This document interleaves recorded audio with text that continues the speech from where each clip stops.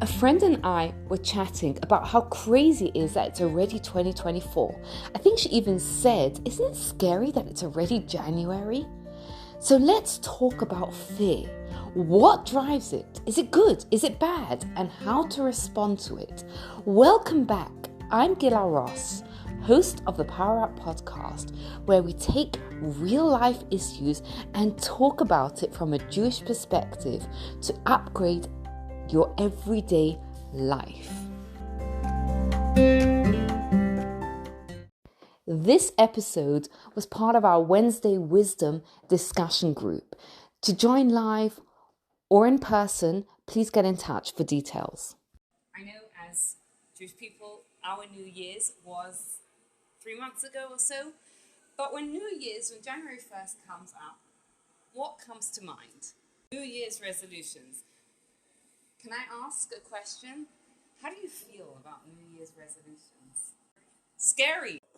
It's the opposite. It's like, I've been through so much stuff, I want to start over. Okay, an opportunity. Yeah. Okay.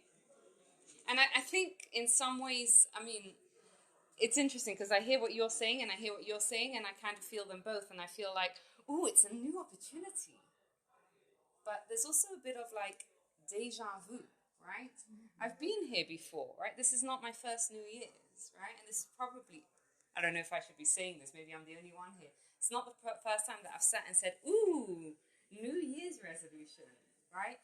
And I don't know how different my New Year's resolution is from last year or the year before or the year before or the year before. And I think, is that possibly where the fear comes in? Like, am I taking something on that I'm just going to fail at again?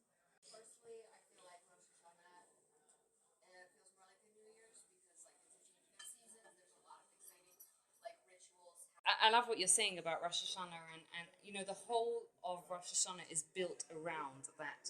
You have the 30 days beforehand, which is of introspection, right? The month of Elul, right? The whole rituals around it is set up to set us for this time, this opportunity for a fresh start. And it's actually interesting because which is not tonight's discussion, but there's actually value to doing New Year's resolutions around Rosh Hashanah time.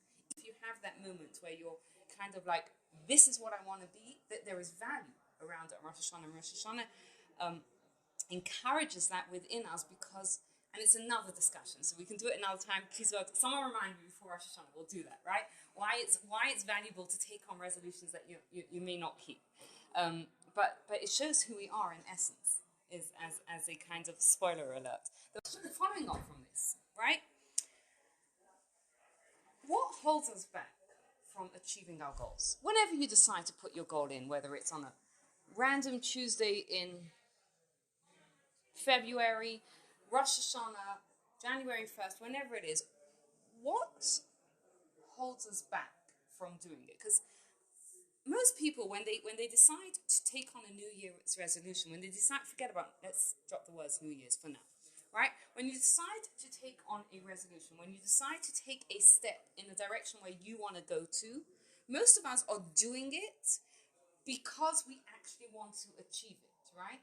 So, and yet, not everyone achieves it, so they say, right? There are people that take on a new step and doesn't always stick. Anyone? Yes? Yes? Okay. Okay. Yep, perfect. That's a good one as well. Negative feedback from people. Yes, that's a huge one. Has anyone ever felt that the fear of getting negative feedback has stopped them from taking something on? Share a very common one that comes up a lot is we see people along different steps at the Jewish journey, right? And sometimes this is more a guy, and I don't know why this is the first one that's coming to mind, but it's the first one that's coming to mind. A guy will want to put a kippah on, right? But it's a huge statement. And sometimes the fear of putting a kippah on is not so much that it's going to be uncomfortable on my head. It's like, oh my goodness, people are going to look at me as like, oh wow, you're the Fermi, or you're like the rabbi, or right, like they're kind of, and it's sometimes, you might want to take a step on, right? You might want to say, I don't know, someone's talking, your friends, you're sitting together with your friends, and they're having a conversation, and you're not comfortable with the conversation because of the way they're talking down about someone, or whatever, and you kind of want to interrupt it and say, hey, this isn't nice. But there's that voice inside of you that's like, what are they going to think, right? Even if they're not going to say anything, what they're going to think, wow, you're so holy, or you're so, right? Like, right, that fear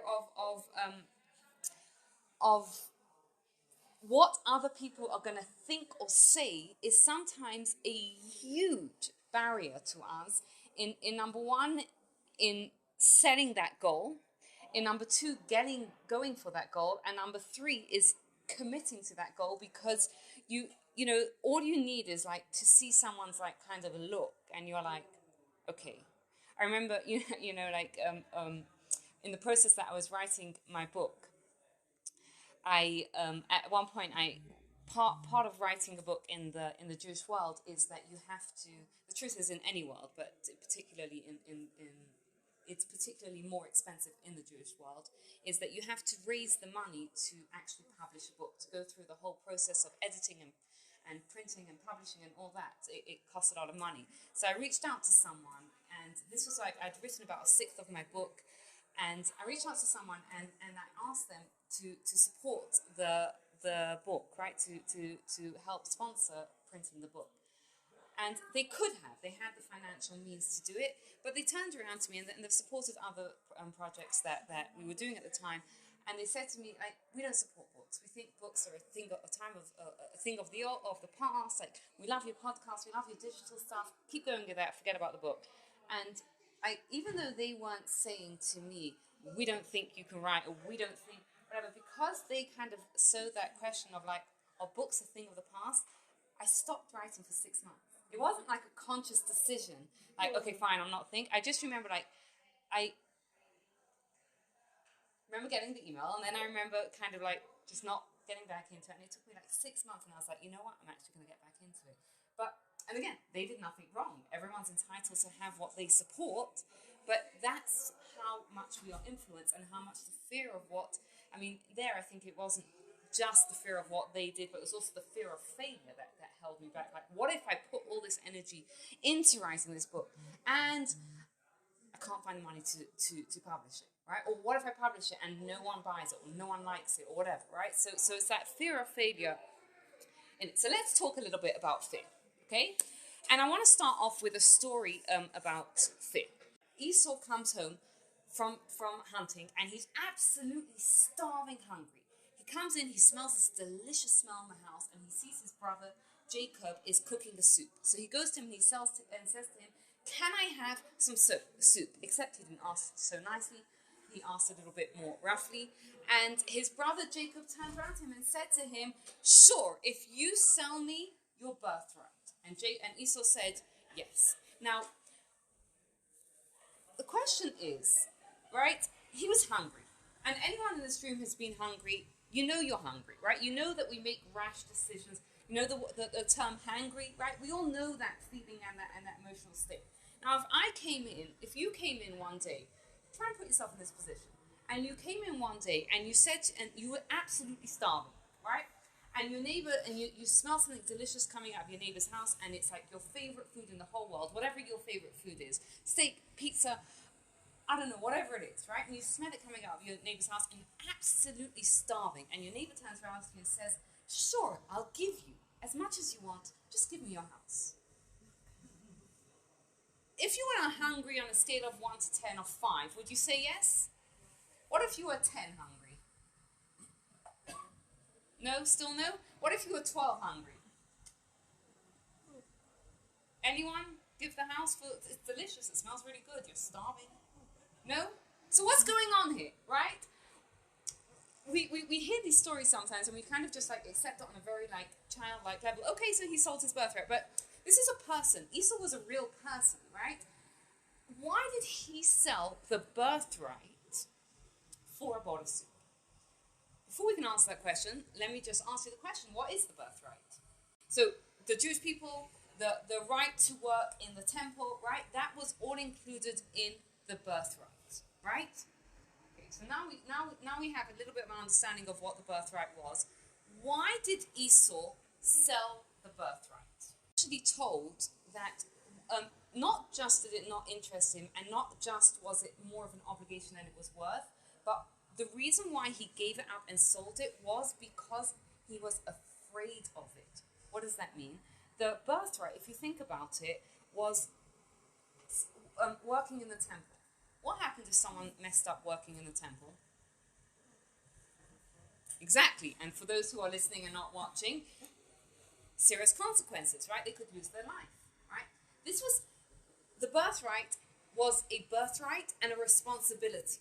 And right, with responsibility, it's responsibility. Sure, with responsibility comes privilege, right? And all these wonderful things.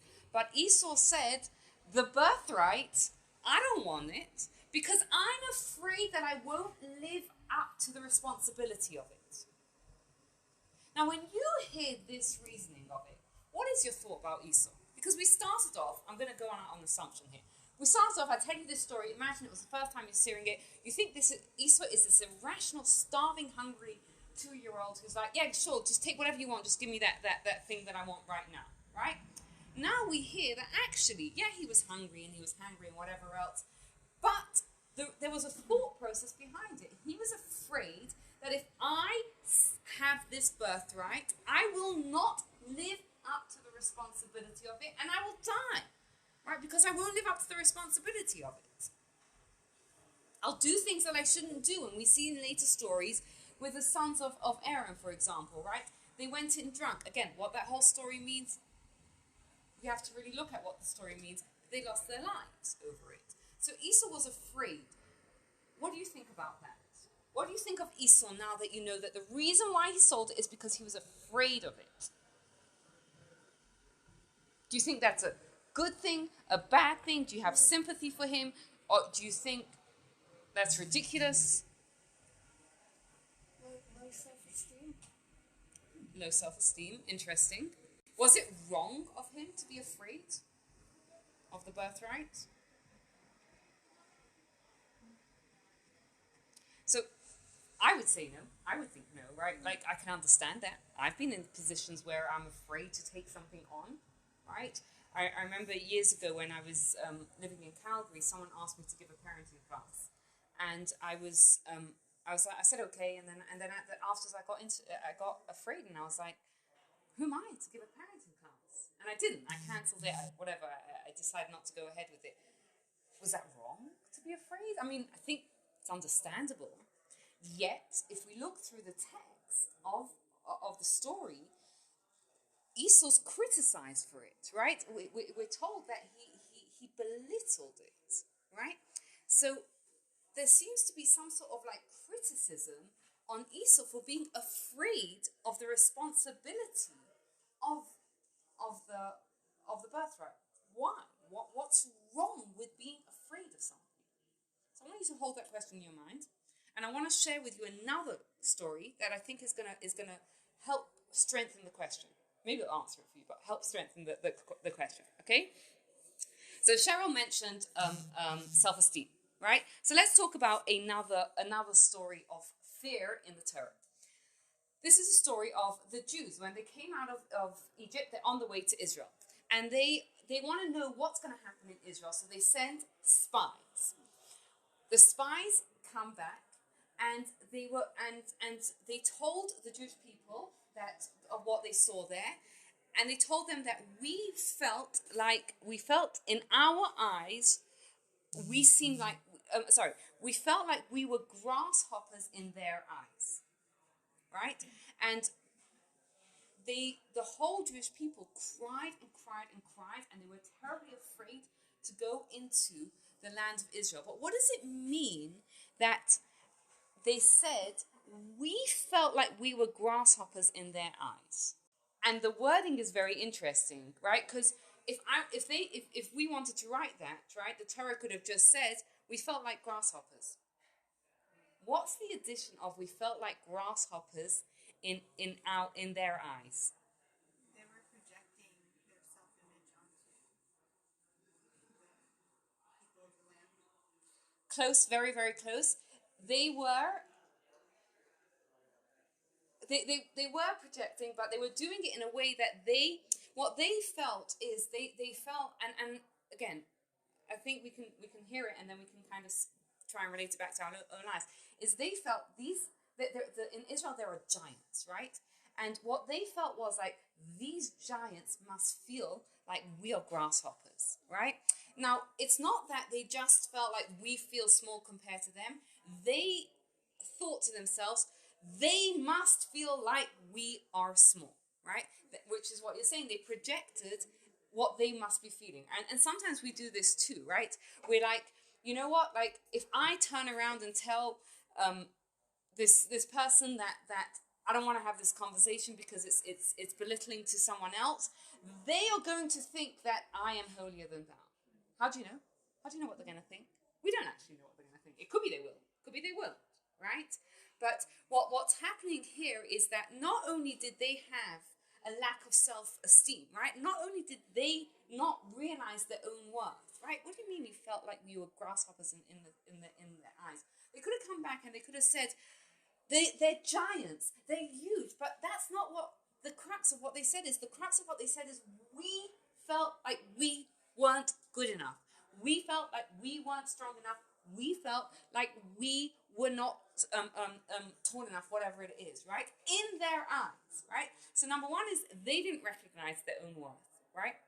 And there are plenty of people that say that the root of most of our failures is that we don't recognize our own worth, right? Rabbi Nachman says that on the day that you were born, and if you've heard this before, pretend you're hearing it for the first time because it is phenomenal.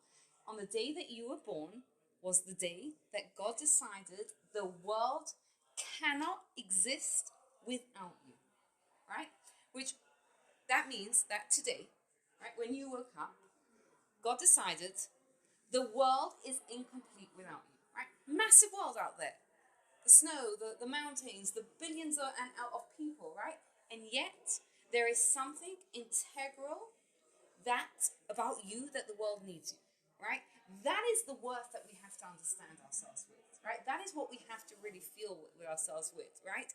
Now, and then, so not only did they not have enough of their own worth, but they also were concerned about what the other people's opinions of them were like. They said, we felt like grasshoppers in their eyes, right? We feel like they are going to do this. And in fact, that leads us into kind of, there's oftentimes three routes to our fears, right?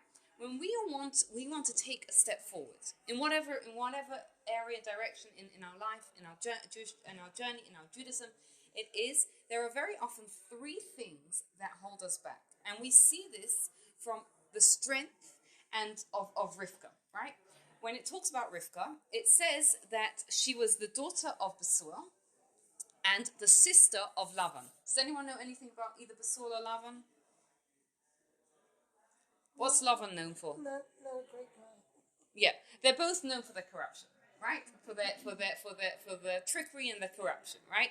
So why does it say both? What the Torah is trying to highlight here is that Rebecca, it's a strength of Rebecca, right? If you have someone who grows up in a healthy, functional family and they turn out to be healthy and functional, that's great, right? But if you have someone that grows up in a family of corruption and trickery, and they grow up to be honest and upright, that's incredible, right? So the Torah is highlighting the strength and the integrity and the value of Rivka. But why does it have to say both? Why can't it just say her brother? So it's kind of highlighting three things that often feed into our fear that holds us back.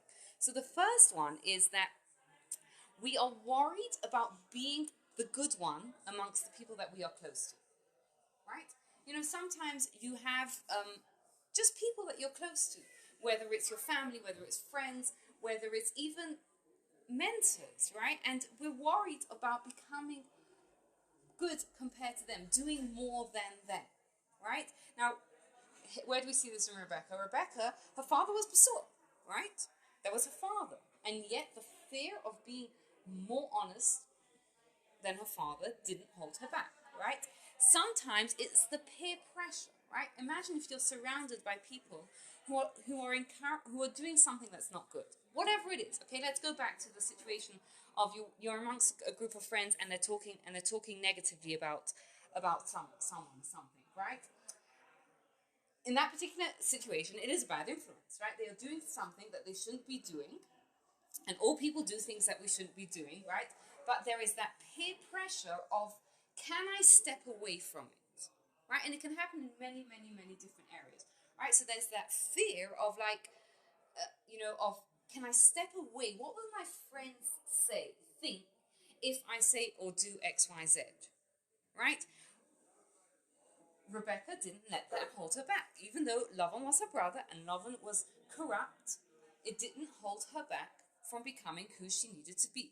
And the third one is the society around us, right? Can we step away from the society around us, right? When everyone in society is doing something, right?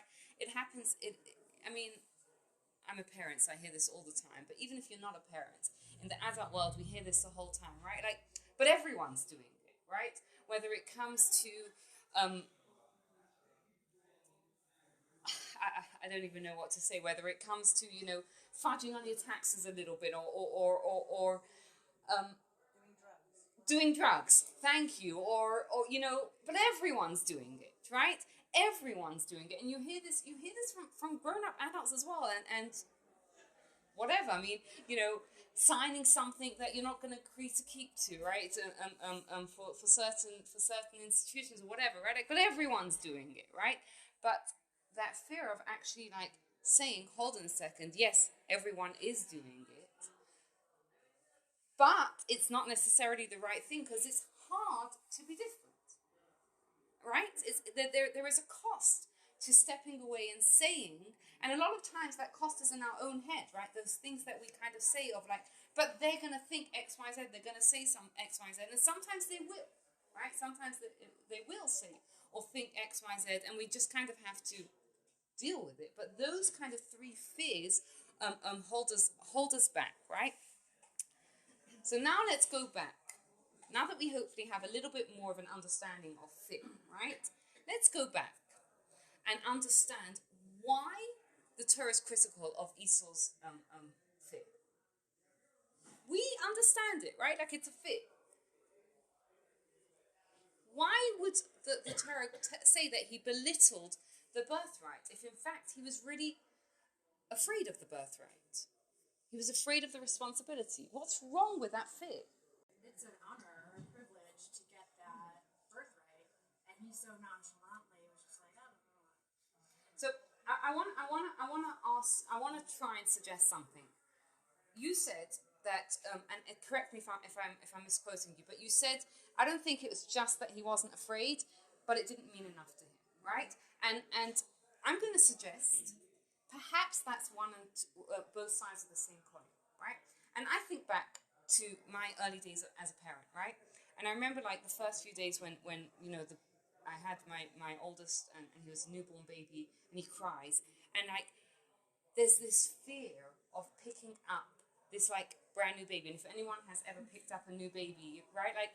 There's this fear of can anyone relate to this fear of think about right, this fear of oh my goodness, I mean, babies, thank God, are quite resilient, but am I going to hold the baby wrong or whatever, right?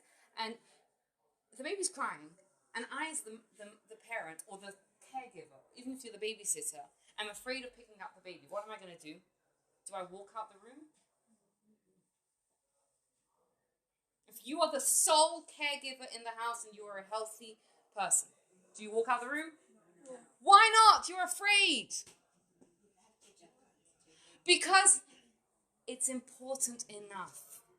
This child is important enough that I will pick that baby up, I will overcome my fear, and I will pick that baby up, right? And give that baby what it needs, and do my best to give that baby what it needs, even though I'm going to fail again and again and again and again, because It's important enough. The fact that Esau was afraid, that's not a criticism. That's not what the Torah is criticizing him for. Because fear is a legitimate emotion that a person has. That you're afraid, fine. The question is, what's your reaction to the fear? If you were going for an Olympics, right? If you weren't going for an Olympics and you were afraid of failure, but this is the most important thing in your life, would you let that fear hold you back? No. Because what the criticism about Esau, that you are belittling this, right? You are belittling the birthright, is because of your reaction to your fear. When something's important enough to us, we work through the fear. So the criticism on Esau is not so much that you were or you weren't afraid. It's that you let the fear of this responsibility stop you from having this thing. That is why he's that is why he's criticizing. He's criticized is because you're afraid, fine, but don't let the fear stop you. Because when something's important enough, you'll do it. Right? Think about a cause that's really, really important to you. Take a moment, think about a cause that's really, really important to you. Now imagine if someone you kind of care about denigrated what you were going to do, right? This important cause. Would you let that stop you? Why? Because it's important to us, right? And that's something that we have to kind of bear in mind when we're looking at fear, is kind of saying like, okay, I'm afraid, right?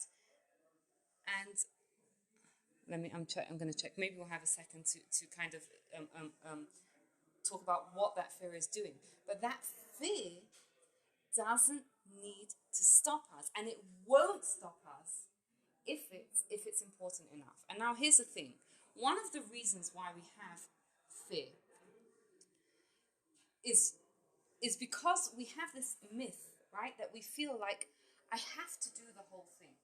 Now there is a concept in the Talmud that it says that God says to us, you open for me the opening of a needle, and I will open for you the opening of wide enough for a wagon to go through. What does it mean? What does it mean? It means that sometimes we want to do something, right? Whatever it is. Let's go back to that person who wants to put a kippah on his head. And the fear, what are my co-workers going to say? What is my boss going to say? What are my workers going to say if I walk in? What are my friends going to say, right? If I walk around with a kippah on my head, right? It's huge. It's overwhelming. That fear is real. It's a real fear. But what we don't realize is that we have to take the first step. And then God is going to help us, right? Now, it doesn't mean that first step is going to be, okay, I get my running trainers on and I step on the treadmill, and from there on it's all good, right? That first step could be 3 days in when you look at that treadmill and you cannot for the life of you remember why on earth you ever bought this monstrous thing, right? Like, that could be the moment where you have to push past, right? But, and if anyone has ever accomplished a goal in their life, sometimes we look back and someone says to you, how do you do that? How do you answer that question? I also think it's a matter of like life or death. Like if you, because what's going through my head is like, the first time I went skiing, someone took me on like a really hard run, and I had fear. Like I was paralyzed in fear. I couldn't move. I wasn't going down the mountain. But if my only option was like, you are going to die on the mountain or you're going to ski down, I would have skied down. Even though I was terrified, I would have done it. I didn't have community around me. I just had me and my thoughts and like, how am I going to get from here to there? Like, That's what I was going to say, is that it helps to have community and support, but ultimately you have to drive if you can. I'm listening to your story and I'm thinking back to the days when I was living in Calgary, right, with no family, pretty much no community support, and two little kids, right? And if I look back at how did I do it, even though our situations were so different, you went off the mountain, me, whatever, with two little kids, the answer was the same. No choice, right? But also, it's like work. If you really want to get into the details of something, it's like every day is really hard work, and I'm gonna wake up early. I'm gonna, do everything that I need to do to be the best mom, and it's a lot of work, and it's not glamorous at all. Yeah, and the point I wanted to kind of highlight, because I feel like I haven't been so articulate here. But the point I wanted to highlight is I wanted you to kind of tap into that feeling of like, I know when someone asks me, how did you do that, right? Whatever it is. Very often that feeling is like, I don't know, right?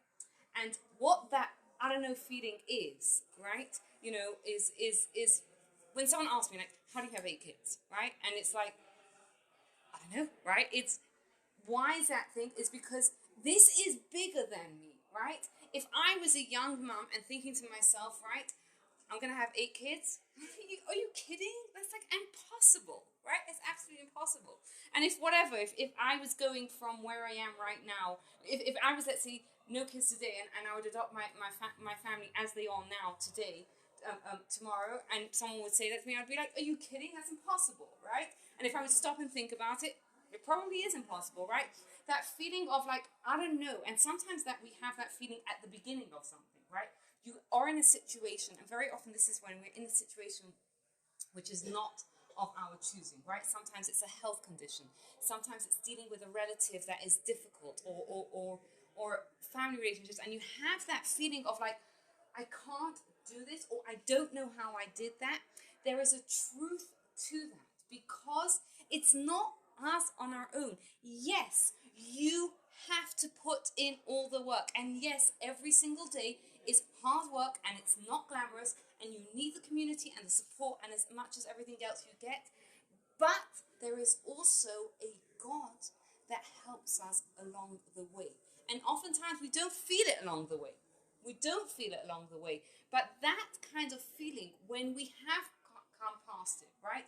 If you've gone through a really challenging time in your life, and maybe you talk about it, maybe you don't, and people are like, how did you manage to get through that? And you can kind of, you're like, I don't know. Or even if you were like, well, whatever, but the feeling is like, honestly, I have no idea, right? Yes, you did it because you woke up every morning and you felt like you had no choice and you put your all in, but also what you accomplished was greater than what you did, and that it makes us into greater people. And that is that peace of God. And I think that's also the myth that we have about fear, is like we try and take on this thing, right? Or we have a situation that we're put into and we feel like, I can't do this, and maybe it's accurate, but we don't have to do it alone. We only have to do our best and allow God to do the rest. So, to kind of sum this up and to wrap it all up, and then I'll take questions afterwards. Fear, right? Is there anything wrong with fear? No. It's a very, very healthy emotion, right? It's a healthy emotion. It's an emotion that's maybe telling us that there's going to be a challenge. But what do we do with that fear? What do we do with that fear is firstly recognize what's driving this fear. Is what's driving this fear the fear of what other people are going to think about me? Is what's driving this fear that I'm not good enough, right? Is what's driving this fear that I'm going to fail, right? If any of those things are driving the fear, then let's pick it apart. Let's pick it apart and let's see, is it worth it? Is it worth what I'm going to do to risk maybe people will or won't think a little bit less or this or that for a fleeting moment about me? Or, sometimes we do lose relationships over one of us growing or not, right? But is it worth it, right? Is it true that I'm not good enough? Usually not, right? Usually that's just our fear, right? So fear is a very healthy emotion, and there's nothing wrong with it. The question is, what does it drive us to do? And one of the best things to do with fear is to kind of look at it, question it. Where's it coming from? And what should my response to this fear be? Thank you very much, everyone. If anyone has any questions, you're welcome to... Yes? I just have a comment. Sure, go ahead. Your comments also welcome, My always. dad instilled in me many years ago that anything that you really, really want and you want to accomplish, if you put your whole heart into it, you're going to do it. But you have to really want it. And it's gotten me through a lot of different things. And yes, you have help from Hashem, but, you know, Yeah. it really helped. Desire is very powerful. Yeah. And there's a Jewish concept. We're told that the way that a person wants to go is the way that God leads them. Yeah.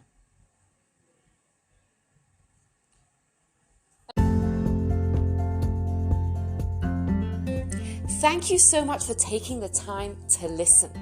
For more ideas that will help you live a more beautiful life, check out my new book, Living Beautifully.